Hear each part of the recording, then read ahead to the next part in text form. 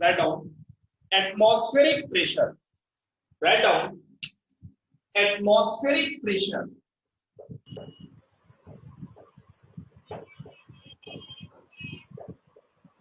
Atmospheric pressure. देखो atmospheric pressure को हम लोग किससे रिप्रेजेंट करते हैं, एटीएम से रिप्रेजेंट करते हैं, एटीएम लिखा होता है। अगर 2 एटीएम मतलब 2 एटमॉस्फेरिक प्रेशर, 3 एटीएम मतलब 3 एटमॉस्फेरिक प्रेशर, ठीक है। अब देखो होता क्या है, आपने क्या किया, एक बीकर लिया और इस कॉन्सेप्ट को मैं सबसे लास्ट लेक्चर में डिटेल में पढ़ाता हूँ, हर एंगल पे ले लेके, इसको बैरोमीटर कॉन्सेप्ट बोलते हैं। और इसमें एक इनवर्टेड यू शेप ट्यूब क्या की होगी, इस पे डिप करेंगे, इनवर्टेड यू शेप ट्यूब, ध्यान से सुनो क्या गया, इसको क्या बोलते हैं, इनवर्टेड यू शेप ट्यूब, ठीक है। इसमें रीडिंग होती है मिलीमीटर में। और आपने क्या किया आइडिया, इसमें आपने मरकरी फिल कर दी, क्या फिल कर दी। अब मरकरी ही क्यों फिल की, मरकरी ही क्यों फिल की, ये भी क्वेश्चन है, अभी आपको बता दूं क्यों फिल की, ठीक है। अब हुआ क्या, जब ऊपर से इसमें प्रेशर लगा, जब एटमॉस्फेरिक प्रेशर लगा, एटमॉस्फेयर से प्रेशर लगाया, तो जो ये मरकरी थी ये क्या हुई, इस ट्यूब में कितना ऊपर चली गई, 760 मिलीमीटर ऊपर तक क्या हो गई, इस पर हाइट में चढ़ गई। इसका मतलब जब आपने 1 एटीएम प्रेशर लगाया, जब आपने इस पर 1 एटीएम प्रेशर लगाया, 1 एटमॉस्फेरिक प्रेशर, तो इस यू शेप ट्यूब में जो हमारी मरकरी थी कितना ऊपर तक चली गई, 760 मिलीमीटर एचजी तक चली गई। इसका मतलब क्या है कि 1 मिलीमीटर में क्या, सॉरी 1, जब हम 1 एटीएम प्रेशर लगाते हैं तो 1 एटीएम जो प्रेशर होता है किसके इक्वल होता है, 760 मिलीमीटर एचजी के इक्वल होता है। किसके इक्वल होता है, 760 मिलीमीटर एचजी। अब मिलीमीटर में 760 है तो सेंटीमीटर में कितना होगा, 76 सेंटीमीटर एचजी।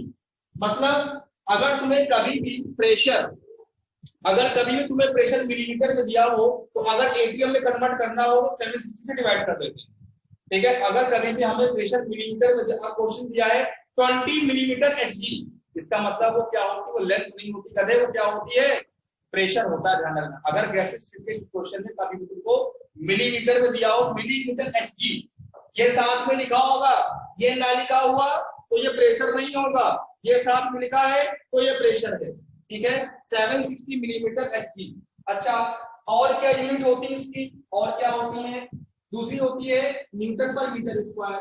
तो एक एटीएम में 1.01 इंटू 10 की पावर 5 न्यूटन पर मीटर स्क्वायर भी होता है। और क्या होता है, 760 टॉर भी होता है, टॉर भी होती है, टीओ डबल आर। और क्या होता है, बार भी होता है, इसका प्रेशर 1 बार। तो ये होता है आपस में कन्वर्जन, इसका प्रेशर की सभी यूनिट है और उनका आपस में कन्वर्जन है। जो हम ज्यादा यूज करेंगे वो एटीएम है। 1 एटीएम में कितने मिलीमीटर एचजी होते हैं, 760। कितने सेंटीमीटर, 76। कितने मीटर पर मीटर स्क्वायर, 1.01 10 की पावर 5। कितने टॉर, 760 टॉर। कितने बार, 1 बार, ठीक है। देखो ये होता है। अब देखो दूसरी चीज क्या होती है, बात ये आती है कि तुमने मरकरी को ही क्यों यूज किया, किसे क्यों यूज किया, रीजन क्या था इसको यूज करने का।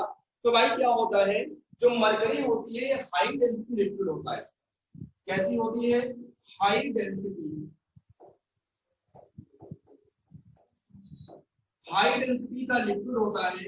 और ये जो ट्यूब होती है किसकी होती है, ग्लास की होती है, जिसकी वजह से क्या होता है, ये जो मरकरी होती है वो ग्लास पे चिपकती नहीं है। ये जो मरकरी होती है वो ग्लास पर चिपकती नहीं है, जिसकी वजह से हम किसका यूज करते हैं, मरकरी का यूज करते हैं। जब आपको फीवर आ जाता है तो आपको क्या करता है डॉक्टर, एक क्या देता है, थर्मामीटर देता है, जिसको उसमें रीडिंग होती है, उसको आप जीभ के नीचे लगा दो तो आपका टेम्परेचर मेजर करता है। उसके अंदर लिक्विड क्या होता है, वो मरकरी ही होता है। क्यों यूज करते हैं, क्योंकि उसको कांच का होता है, उस पर क्या होता है, वो लिक्विड जो होता है उस पे जो चारों ओर चिपकता नहीं है, जिसकी वजह से हम क्या यूज करते हैं, मरकरी का यूज करते हैं। कोई दूसरा लिक्विड ले लो चिपक जाएगा उसमें, जब चिपकेगा तो वो चीज सही रीडिंग नहीं आएगी, ठीक है। नोट करो। नेक्स्ट है आपका टेम्परेचर। नेक्स्ट है आपका टेम्परेचर। देखो टेम्परेचर में क्या है, टेम्परेचर की जो मेनली होती है, कौन कौन सी यूनिट होती है टेम्परेचर की? Mainly degree Celsius, degree Fahrenheit and kelvin. Kelvin के पहले डिग्री नहीं लगा के ध्यान रखना, एंड केल्विन, ठीक है। तीन यूनिट होती है, degree Celsius, degree Fahrenheit and kelvin, ठीक है। ये तीनों हमारी मेन यूनिट होती हैं।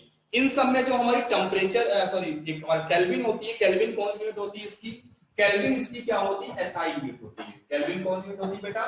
केल्विन को हम एसआई यूनिट बोलते हैं, ठीक है, एसआई यूनिट होती है। अब देखो होता क्या है, जनरली एक चीज ध्यान रखना, आपको क्वेश्चन में सेल्सियस में टेम्परेचर दिया होगा।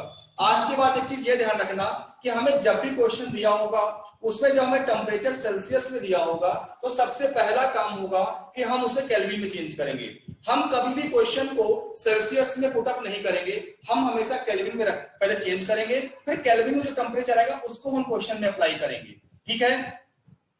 अब देखो क्या होता है, अगर हमारा टेम्परेचर सेल्सियस में है, केल्विन में चेंज करना है, तो केल्विन इज इक्वल टू होता है जो सेल्सियस में टेम्परेचर दिया हो उसमें 273 क्या कर दो? ऐड कर दो। उसमें 273 क्या कर दो? ऐड कर दो। देखो बेटा, अगर हमें सेल्सियस में दिया है, केल्विन में चेंज करना है, तो फॉर्मूला होता है kelvin equal two degree Celsius plus 273। अगला होता है, अगर हमें फ़ारेनहाइट में दिया है, केल्विन में सेल्सियस में चेंज करना है, तो फॉर्मूला होता है C/5 इक्वल टू 15 डिग्री, C/5 equal to F minus 32/9, C minus 5 equal to F minus 32/9। अगर आपको टेम्परेचर फ़ारेनहाइट में दिया है और सेल्सियस में चेंज करना है तो फॉर्मूला होता है C/5 equal to F minus 32/9, या कह सकते हो C equal to 5/9 into F minus 32 कर दो तो टेम्परेचर किसमें आ जाएगा? डिग्री सेल्सियस में आ जाएगा, ठीक है। अब केल्विन में चेंज करना हो तो डिग्री सेल्सियस में आ गया, केल्विन में चेंज कर सकते हो, नोट डाउन करो। देखो यहां से हमारी मेजरेबल प्रॉपर्टी तो खत्म हुई। अब हम बात करेंगे सर, बहुत सारे साइंटिस्ट हैं, उन्होंने अपने अपने तरीके से गैस के लॉ दिए। जो गैस की जो मेन स्टेट है कौन कौन सी है? Pressure, temperature, moles and volume. Pressure, temperature, volume, moles, ये चार चीजें हैं। अब देखो तीन साइंटिस्ट आए, पहले थे आपके बॉयल्स, चार्ल्स एंड गैल्यूसेन। इन्होंने अपने अपने अकॉर्डिंग गैस के मास को कांस्टेंट रख के और किसी एक डेटा को कांस्टेंट रखा है, एक स्टेट को कांस्टेंट रखा है, चाहे प्रेशर को या टेम्परेचर को या वॉल्यूम को रख करके इन्होंने क्या किया? अपने अपने अकॉर्डिंग लॉ दी, ठीक है। उन लॉज के बारे में हम अब स्टडी करेंगे। तो हेडिंग डालेंगे गैस लॉ, हेडिंग डालेंगे गैस लॉ, गैस लॉ। अब हम डिटेल में गैस लॉ की बात करेंगे। गैस लॉ जो दिया था वो तीन साइंटिस्ट थे। सबसे पहले जो थे हमारे कौन थे भैया, मैं आपको पहले अलग एक क्लासिफिकेशन करके टाइप बता रहा हूँ। जो सबसे पहले साइंटिस्ट थे माय डियर, वो थे आपके बॉयल्स, इन्हें बोलते हैं बॉयल्स लॉ। दूसरे थे आपके चार्ल्स लॉ, और तीसरे थे आपके गैल्यूसेन, इन्हें बोलते हैं, इनका नाम है गैल्यूसेन लॉ, ठीक है। अब देखो इन्होंने क्या किया, गैस का मास कांस्टेंट रखा, मतलब इन्होंने W ग्राम या M ग्राम की गैस ली, ठीक है। अब देखो हुआ क्या, बॉयल्स ने जो अपना लॉ दिया था उस लॉ में इन्होंने टेम्परेचर को कांस्टेंट कर दिया, मतलब एक कांस्टेंट टेम्परेचर पर इन्होंने एक्सपेरिमेंट किया था। चार्ल्स ने क्या कांस्टेंट किया था माय डियर? चार्ल्स ने प्रेशर कांस्टेंट किया था, कांस्टेंट प्रेशर पर। और गैल्यूसेन ने क्या कांस्टेंट किया था? वॉल्यूम कांस्टेंट करके लॉ दिया, ठीक है। ध्यान से सुनना, बॉयल्स ने क्या कांस्टेंट किया? टेम्परेचर। चार्ल्स ने प्रेशर एंड गैल्यूसेन ने क्या कांस्टेंट किया? वॉल्यूम कांस्टेंट किया। याद रखना, टीवी देख रहे थे, पापा आ गए, टीवी के बीच में पी, टीवी के बीच में पी से याद रखना, और बॉयल, चार्ल्स और गैल्यूसेन को याद रखना। अब हम जो बात करने जा रहे हैं माय डियर, सबसे पहला जो लॉ है हमारा, वो है हमारा बॉयल्स लॉ, वो है हमारा बॉयल्स लॉ। एक चीज हमेशा याद रखना, तीनों के लॉ में गैस का मास चेंज नहीं किया गया, गैस का मास कांस्टेंट रखा गया था, कांस्टेंट गैस के मास पे ही एक्सपेरिमेंट किया गया था। मतलब इन्होंने एक कंटेनर लिया, उस कंटेनर में M ग्राम की गैस फिल कर दी, फिर इन्होंने अपने अपने अकॉर्डिंग अपनी अपनी चीजों को कांस्टेंट रख के लॉ दिया। तो सबसे पहला जो लॉ था वो माय डियर बेटा बॉयल्स लॉ था। बॉयल्स ने क्या किया, बॉयल्स ने बोला कि at constant mass of gas, एक चीज मैं बता दे रहा हूं यहां लिख दो, गैस का मास क्या है, फिक्स है, W ग्राम है, बस ये याद रखो, ये चीज नहीं हुई, ये चेंज नहीं हुई। इन्होंने क्या किया बॉयल्स ने, एट कांस्टेंट टेम्परेचर, सुनो, एट कांस्टेंट टेम्परेचर इन्होंने कहा कि कांस्टेंट टेम्परेचर पर जो गैस का प्रेशर होता है, जो भी गैस का प्रेशर होता है वो गैस के वॉल्यूम के इनवर्सली होता है। मतलब कि जो प्रेशर ऑफ गैस होता है वो इनवर्सली प्रोपोर्शनल होता है my dear volume of gas के। कहने का मतलब है कि अगर हम किसी गैस पे प्रेशर अप्लाई करते हैं तो उसका वॉल्यूम क्या होता है, डिक्रीज करता है। अब मैं इसको प्रूफ करके दिखा रहा हूं। आपने क्या किया, एक सिलेंडर ले लिया, आपने क्या किया, एक सिलेंडर ले लिया, उस सिलेंडर में आपने कैसा सिलेंडर लिया, पिस्टन वाला सिलेंडर, पिस्टन लगा हुआ। पिस्टन का मतलब क्या है, जिसपे हम प्रेशर अप्लाई करेंगे ये नीचे जा सकता है, ऊपर जा सकता है, ठीक है। इसमें क्या हुआ, ये तो आपका बॉटल है सिलेंडर वाला, आपने क्या किया, इसमें W ग्राम की क्या भर दी भैया, W ग्राम की गैस फिल कर दी, ठीक है। सुनना मेरी बात ध्यान से, ये हमारी W ग्राम की गैस है। अभी अभी अभी कितने वॉल्यूम में गैस फैली है, मैक्सिमम वॉल्यूम में, देखो कितनी है, पूरा इतना वॉल्यूम में फैला है। अब आपने क्या किया, ऊपर से P एटीएम, ऊपर से P प्रेशर अप्लाई कर दिया। जब आपने P प्रेशर अप्लाई किया तो अब ये पिस्टन खिसक के कहां आ गया, यहां आ गया। अब ये पिस्टन यहां आ गया तो अब गैस कितने एरिया में, कितने वॉल्यूम में आ गई, X2 वॉल्यूम में आ गई। मतलब अभी इतने वॉल्यूम में थी, अब इतना वॉल्यूम हो गया, मतलब गैस का वॉल्यूम क्या कर गया माय डियर, कम कर गया। कहने का मतलब है कि अगर आप गैस पर प्रेशर अप्लाई करोगे तो गैस का वॉल्यूम क्या हो जाएगा, डिक्रीज कर जाएगा। इसका मतलब बॉयल्स ने बोला, क्लियरली सही बोला था कि एट कांस्टेंट मास की गैस है और कांस्टेंट टेम्परेचर पर जब हम गैस पर प्रेशर अप्लाई करते हैं तो क्या होता है, वो गैस का वॉल्यूम कम हो जाता है। अब एक काम करो, प्रोपोर्शनल हटाओ, एक कांस्टेंट आएगा P = K/P। ये क्या है, कोई कांस्टेंट है और ये कांस्टेंट टेम्परेचर भी कांस्टेंट, तो जो K है वो किस पे डिपेंड करेगा, टेम्परेचर पे डिपेंड करेगा, डिपेंड ऑन टेम्परेचर। और कैपिटल T का मतलब केल्विन में होता है, ध्यान रखना। अब एक काम करो, PV = K लिखो, PV = कांस्टेंट, K का मतलब कांस्टेंट। अब सुनना मेरी बात, अब मान लिया हमारे पास दो सिस्टम है, एक सिस्टम A है 1 सॉरी और एक सिस्टम 2 है, दोनों का टेम्परेचर सेम है। मान लिया स्टेट 1 पर इसका प्रेशर P1 है, वॉल्यूम V1 है, और स्टेट 2 पर प्रेशर इसका P2 है, वॉल्यूम V2 है। दोनों का टेम्परेचर T है, कांस्टेंट है। तो आप क्या कह सकते हो माय डियर कि P1 V1 = P2 V2 कह सकते हो। क्या बोल सकते हो, जब PV बराबर कांस्टेंट है तो आप क्लियरली कह सकते हो माय डियर कि P1 V1 = क्या होगा, P2 V2 होगा। चलो यहां से हमें ये फर्स्ट इक्वेशन मिल गई, ये सेकंड मिल गई। ये अब क्वेश्चन जो आएगा तो क्वेश्चन में हम कौन सी अप्लाई करेंगे, क्वेश्चन ये वाली अप्लाई करेंगे। क्वेश्चन पढ़ के समझ जाओगे कि इस क्वेश्चन में आखिर दिया क्या है। अगर कांस्टेंट टेम्परेचर कर देगा और प्रेशर वॉल्यूम दे देगा, एक चीज पूछ लेगा, दूसरा प्रेशर वॉल्यूम पूछ लेगा, ठीक है, तो आप इसको अप्लाई करोगे। अब एक काम करो आइडिया, सेकंड इक्वेशन पे लॉग अप्लाई कर दो, लॉग ले लो। आपको एक नोट में लिखा दे रहा हूं, लॉग की प्रॉपर्टी होती है, क्या होती है लॉग की प्रॉपर्टी, कि log a into b का मतलब क्या होता है, log a plus log a into b का मतलब होता है log a plus log b। log a upon b का मतलब होता है log a minus log b। ये log की प्रॉपर्टी होती है, ठीक है, log a minus log b, ठीक है। log a की पावर n का मतलब होता है n log a होता है, ठीक है। अगर log बेस में e है और हमें 10 में चेंज करना है, log x बेस e है, तो अगर log के बेस में 10 लाना है तो 2.30 से मल्टीप्लाई करना पड़ेगा माय डियर, तो log के बेस में 10 आ जाएगा। तो ये log की प्रॉपर्टी मेरे माय डियर याद रखना, ठीक है, बहुत जरूरी होंगी, अभी बहुत ज्यादा काम आएंगी हमारे। अब जरा ध्यान से सुनो, ध्यान से सुनो। अब आप काम करो, इस पे लॉग, क्वेश्चन 2 पे लॉग ले लो, तो लॉग ए इंटू बी करोगे, log P plus log V हो जाएगा। क्या हो जाएगा? Log P plus log V is equal to constant मतलब लॉग के। ठीक है, v उधर ले जाओ लॉग के साथ, तो log p is equal to हो जाएगा माइनस का लॉग v प्लस लॉग का k हो जाएगा। ठीक है, ये इक्वेशन नंबर 3 हो गई हमारी। ये इक्वेशन नंबर क्या हो गई? 3 हो गई।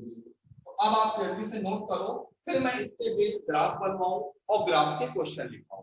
तो जरा एक काम करो, सबसे पहला काम आपका गैस लॉ, इन तीनों को नोट करो, हेडिंग डालो बॉयल्स लॉ, जैसे डालना मुझे बताना, मैं इसका स्टेटमेंट बोलूंगा, फिर आप इसको प्रॉपर वे से नोट करोगे। मैं आपको बता दूं, बहुत बेहतरीन तरीके से करेंगे, बहुत जबरदस्त तरीके से चैप्टर करेंगे। चैप्टर खत्म होने के बाद मैं कभी आपसे नहीं बोलूंगा कि ये बुक करो जाके, जो मन हो कर लेना। 95 to 99% क्वेश्चन बिना डाउट के सॉल्व होंगे, मेरा कमिटमेंट है आपसे। फटाक से नोट करो। बॉयल्स लॉ का स्टेटमेंट क्या है? Write down, at constant temperature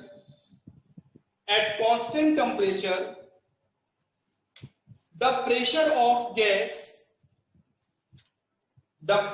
of gas is inversely proportional to the volume of gas. Inversely proportional to the volume of gas, यह इनका स्टेटमेंट। ओके बेटा, जल्दी से नोट करते हैं। देखो, सबसे पहला ग्राफ है इसमें y is equal to mx का, जिसको नहीं पता वो लिख सकता है पहला ग्राफ। ये y और x तो एक्सिस होते हैं, लेकिन जो m होता है वो स्लोप होता है। और यहाँ m की जो वैल्यू होती है हमेशा कितनी होती है? tan थीटा होती है। कितनी होती है? tan थीटा होती है। अगर हमने माना ये y एक्सिस है और आपका ये x एक्सिस है, ठीक है बेटा, ये y एक्सिस है और ये आपकी x एक्सिस है, तो जो y बराबर mx का ग्राफ बनता है वो ओरिजिन से पास होता है। ठीक है, अब आप यहां से कोई भी परपेंडिकुलर डालें, अगर मान लिया ये, ठीक है, इसको a मान लो, इसको b मान लो, तो tan थीटा m बराबर क्या होगा? Slope is equal to tan theta b, और ये थीटा एंगल है यहां से, तो क्या हो जाएगा? b अपॉन a हो जाएगा। ठीक है, m is equal to tan theta और ये होता है b अपॉन a।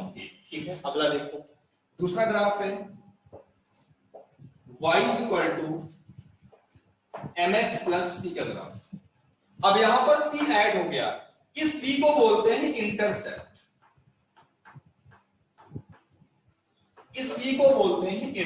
देखो बेटा, ये y एक्सिस, ये x एक्सिस,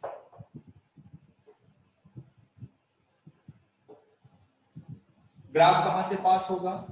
यहां से पास होगा। अब थोड़ा ऊपर से ओरिजिन से पास होगा। ओरिजिन से ये डिस्टेंस क्या कहलाती है? यहां से पास होता है ग्राफ, यही c कहलाती है, यही इंटरसेप्ट होता है। ठीक है, अब यहां से एक लाइन ड्रॉ करो, ये थीटा एंगल है, ये थीटा एंगल है, और ये होगा m is equal to tan theta, यही होगा m is equal to tan theta. ठीक है बेटा, नोट करो जरा, और इसके आगे आप मीटिंग द्वारा ज्वाइन करो। तीसरा ग्राफ है इसका y is equal to minus mx plus c। Minus mx का मतलब हो गया माइनस का m, स्लोप नेगेटिव में। देखो भाई, ये कहां से पास करेगा? ये y है, ये x है, कैसे पास करेगा? इस तरीके से पास करेगा। ठीक है, क्या होगा? ये आपका ओरिजिन से लेके यहां तक की डिस्टेंस c। अब एंगल कैसा हो? ऑब्ट्यूज एंगल की माइनस m है, m इज इक्वल टू क्या होगा? माइनस का tan थीटा होगा। ठीक है, स्लोप, और ये आपका c हो जाएगा। नेक्स्ट चौथा graph, y is equal to mx minus c का ग्राफ कैसा बनेगा? अब c नेगेटिव है तो कहां आएगा? फोर्थ क्वाड्रेंट में आएगा। ये आपका y है, ये आपका x है। ठीक है, अब ग्राफ कहां से पास करेगा? अब ग्राफ यहां से पास करेगा। ठीक है, अब जो ये डिस्टेंस होगी ये c कहलाएगी, फोर्थ क्वाड्रेंट होगी, क्योंकि ये c नेगेटिव में है। एंगल थीटा है, स्लोप अभी भी m equal to tan theta. तो ये आपके 4 ग्राफ ये हो गए, ये आपकी जिंदगी में बड़े काम आने वाले हैं, तो फटाक से आप नोट करते हैं। जो पहला ग्राफ ड्रॉ होगा वो होगा P is equal to K into 1/V, first equation. देखो भाई रिलेशन P और V में होगा,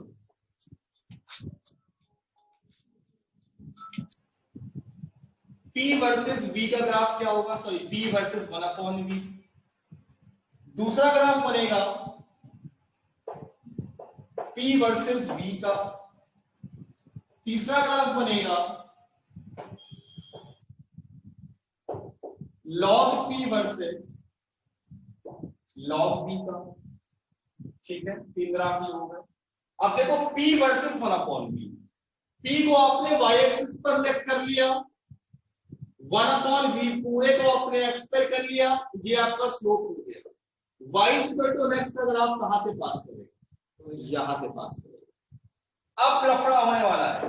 अब देखो P is equal to K into 1/V, P को हमने y पे लेट किया, अब तुमने 1/V को नहीं किया माइंड किया, तुमने केवल V को किया x को, तो ग्राफ कैसा बनेगा, हाइपरबोलिक ग्राफ। कैसा ग्राफ बनेगा, ये ग्राफ होगा हाइपरबोलिक।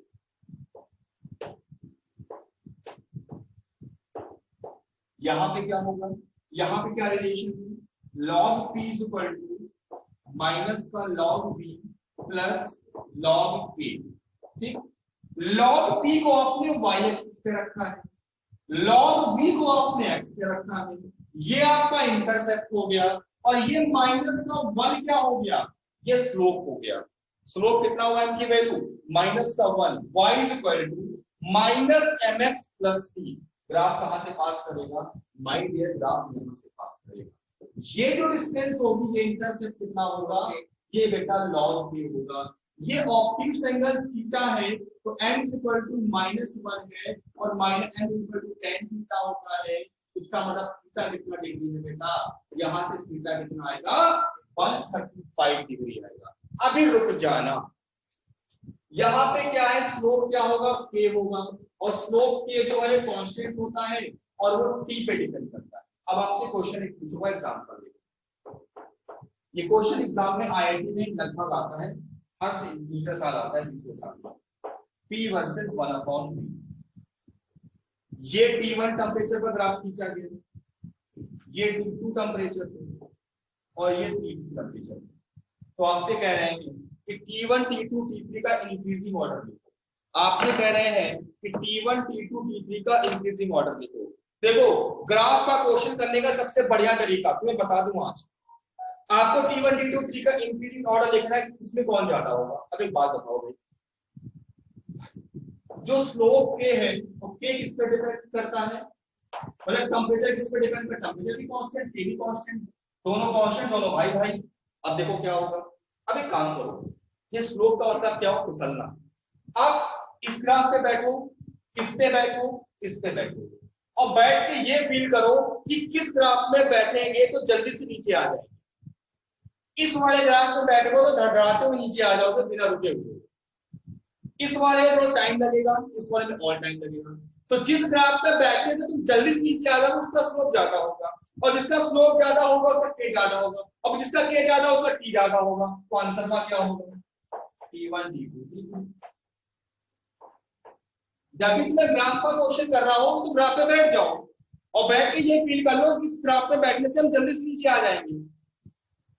तो क्या होगा भाई, आप यहाँ बैठो, यहाँ बैठो, यहाँ बैठो, यहाँ बैठोगे तो नॉन स्टॉप नीचे आ जाओगे तो तरीके से, बस सेकेंडों नीचे आओगे। यहाँ थोड़ा वक्त लगेगा, यहाँ और वक्त लग जाएगा। तो जिसका स्लोप ज्यादा होगा उसका T ज्यादा होता है, तो ऑर्डर क्या होगा, T1 T2 T3। Pressure versus volume, तो ये तो P वर्सेस V था। ये ग्राफ मान लिया T1 टेम्परेचर पर, ये वाला हमने T2 पे ले लिया, और ये वाला हमने T3 पे ले लिया। तो भाई आपसे कह रहे हैं कि T1 T2 T3 में ऑर्डर क्या होगा, मतलब T1 T2 T3 में सबसे ज्यादा कौन होगा। तो भाई चेक कर लो, इस ग्राफ पे बैठोगे तो तुरंत ही नीचे चले जाओगे बिना रुके हुए, इसमें थोड़ा टाइम लगेगा, इसमें और टाइम लगेगा। तो ऑर्डर क्या होगा, T3 greater than T2 greater than T1। Graph में बैठ जाओ बस, और कुछ नहीं करना।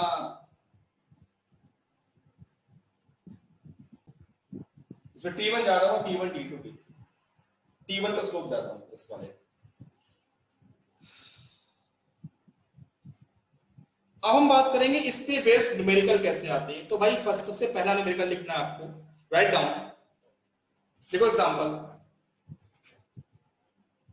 देखो एक चीज और ध्यान रखेंगे, P1 P2 प्रेशर की यूनिट सेम रखेंगे। ऐसा नहीं होगा P1 की यूनिट एटीएम में एक मिलीमीटर में रख रहे हो, नहीं, सेम यूनिट रखेंगे। दूसरी चीज, वॉल्यूम यूनिट सेम रखेंगे। अगर लीटर तो दोनों लीटर होंगे, ml तो दोनों ml होंगे, डेसीमीटर क्यूब तो दोनों डेसीमीटर क्यूब होंगे, एक सेंटीमीटर क्यूब तो दूसरा सेंटीमीटर क्यूब होगा, पर यूनिट डिफरेंट नहीं होंगी। क्वेश्चन लिखो, 103 ml of carbon dioxide, first question, 103 ml of carbon dioxide, 103 ml of carbon dioxide were collected at 27 degrees Celsius, 27 degrees Celsius and 2 atm pressure, and 2 atm pressure. What will be the volume? What will be the volume if the pressure is applied 4 atm? अगर pressure हम 4 atm कर दें तो volume क्या होगा? Question करने का तरीका है, जो जो क्वेश्चन में दिया हो पहले उससे लिख लो। आपको P1 दिया है बेटा 2 atm, V1 दिया है आपको कितना ml दिया है, 103 ml दिया है, P2 आपको दिया है 4 atm। आप क्वेश्चन देख के समझ जाओगे सर प्रेशर बढ़ा रहे हो, वॉल्यूम 103 से कम ही आएगा। प्रेशर आप बढ़ा रहे हो, 27 डिग्री सेल्सियस टेम्परेचर फिक्स कर दिया, टेम्परेचर नहीं चेंज किया, तुरंत दिमाग में स्ट्राइक करेगा, बॉयस लॉ लगेगा। भैया P1 से P2 बढ़ रहा है, वॉल्यूम डिक्रीज करेगा माय डियर। V2 कितना होगा, apply the formula boys law, P1 V1 is equal to P2 V2, P1 V1 is equal to P2 V2, P1 2 103 P2 4 into V2, तो V2 is equal to कितना आएगा, this can cancel, कितना आएगा 51.5 ml है। ये एक easy question था।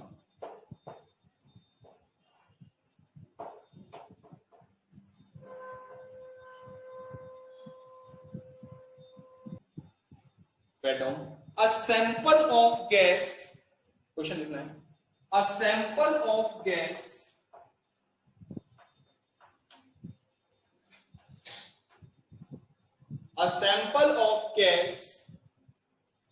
occupy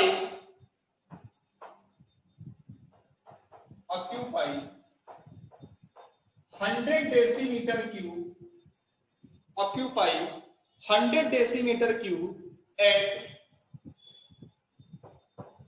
1 atm and 27 degree Celsius. कोई गैस है सैंपल, कोई किसी गैस का सैंपल है, वो इतना स्पेस ऑक्यूपाई करता है 1 atm प्रेशर पर और 37 डिग्री सेल्सियस टेम्परेचर पर। आगे लिखो इसी को, if the volume of gas, if the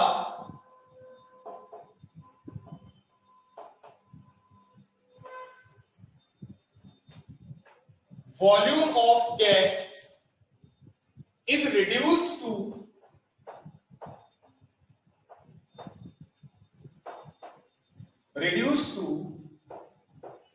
5 decimetre cube. अब क्या हो जाए, अगर वॉल्यूम गैस का हम 5 डेसीमीटर क्यूब रिड्यूस कर देते हैं at the same temperature,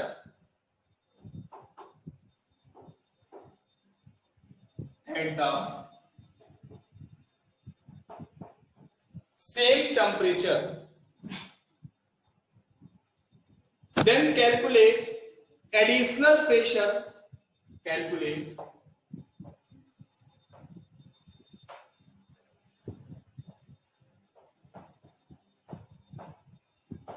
additional pressure apply.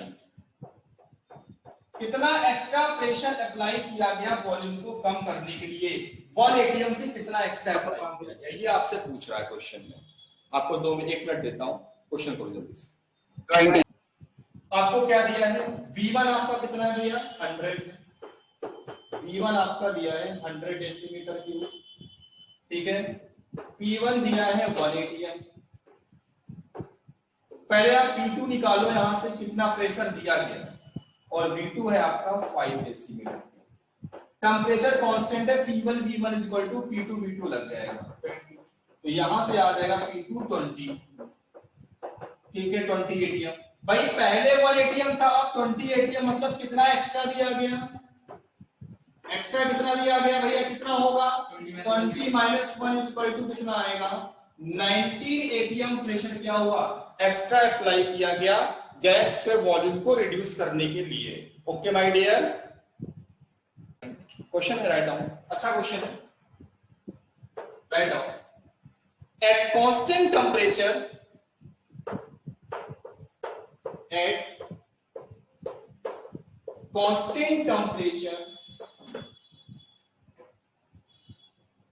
if pressure is increased by, if pressure is increased by 1%,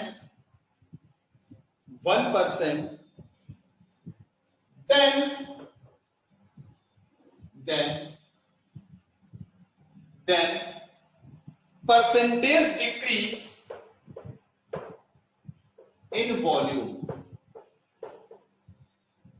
then percentage decrease in volume, आपसे कह रहा है कितना परसेंटेज वॉल्यूम में डिक्रीज करेगा। आपको 2 मिनट देता हूं। क्वेश्चन कैसे करते हैं, ऐसे लेट कर लो, P1 कितना है, P है, तो P2 कितना हो जाएगा 1%, P से कितना इंक्रीज कर रहा 1%, 1/100 इंटू P।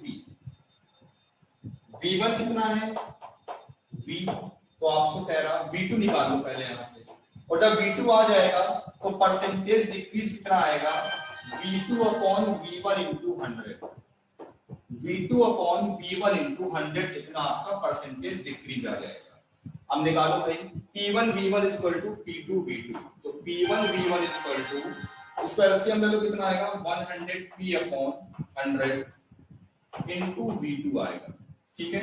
P से क्या हो जाएगा, P कैंसिल हो जाएगा, तो V2 यहां से कितना आएगा 100V/101 आ जाएगा। अब परसेंटेज निकालो, यहां से कितना आएगा, जब परसेंटेज निकालोगे डिक्रीज कितना आएगा, V2 रखो वहां पर 100V/101, और V1 कितना लेट किया है V से V कैंसिल हो गया, कितना परसेंटेज इनटू 100, तो कितना परसेंट आएगा 100/100% डिक्रीज कर जाएगा।